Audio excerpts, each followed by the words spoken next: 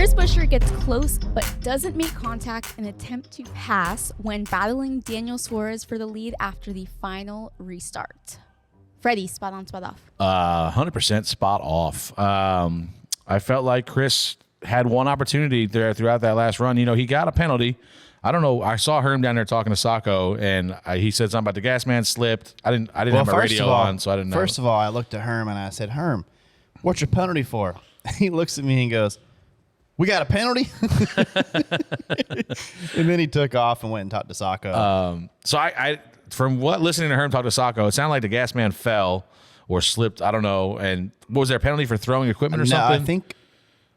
I've heard. I haven't seen the video, but I think it was a throwing equipment where I guess he set the can on the wall and it fell off, like started falling off or whatever, and then they had video of it not like being thrown and stuff or whatever. So maybe he meant the can slipped because I didn't have a radio on, so I didn't know what was going on. Yeah, that's what it was. And then they were talking about it, and they were on I think we were on one of them breaks where it took a while. We were just, you know how the pace car just rides around, and you're like, what's going on here? I heard, so I didn't have radio on again, and I heard, like, I was down there talking to Doug and Josh and them guys, and all of a sudden our guys are like, where's NASCAR? Is NASCAR not, is your radio working? I can't hear nothing. And then they said something like Kip even checked in, like, make sure his radio was still working. I told Brad, I said, we're just logging laps here, Brad. I haven't heard anything.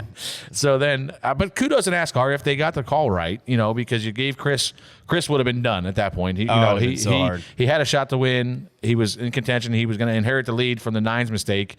And then he got a penalty, and then that would have ruined his day. But kudos to NASCAR if they got it right.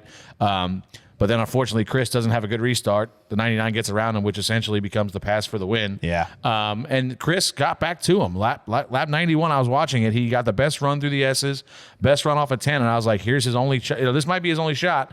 And 99 pulled over to block a little bit, getting into 11. And Chris just kind of rode through there with him. And then as the next couple laps went on, the 99 drove off from him.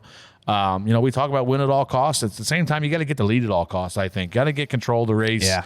If you got an opportunity to get in there and either get it on a bumper on him, get him out of the way, outbreak him, whatever you got to do, at that point, you need to try to get control of the race because the 99 was clearly better at the end of the race, but you don't know how that plays out if the 99 is not in clean air.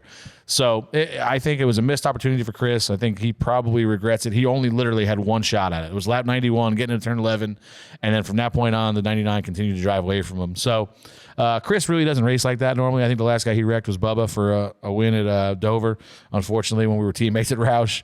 But, good guy, maybe too nice of a guy here in this situation.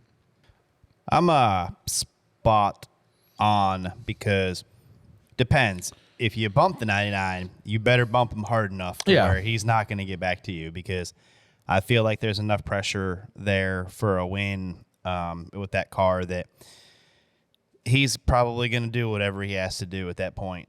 But no, Chris ran strong all day, and I do think if Chris would have got the lead, I think he could have. I don't think the 99 would have got back to him. I think maybe he tries a little bit too hard. I got to give props to Daniel because when he got the lead, he did a really good job. This is just like when he won that Xfinity Championship. He got the lead, and I was spotting for Allgaier, and we were second. Right, and I'm like, just be patient, Justin. He's probably going to knock the wall down at some point. All night, ran the perfect race. Yeah. So good job for them guys. But nobody saw Trackhouse being this strong. I didn't. I mean, they're consistently better than Hendrick.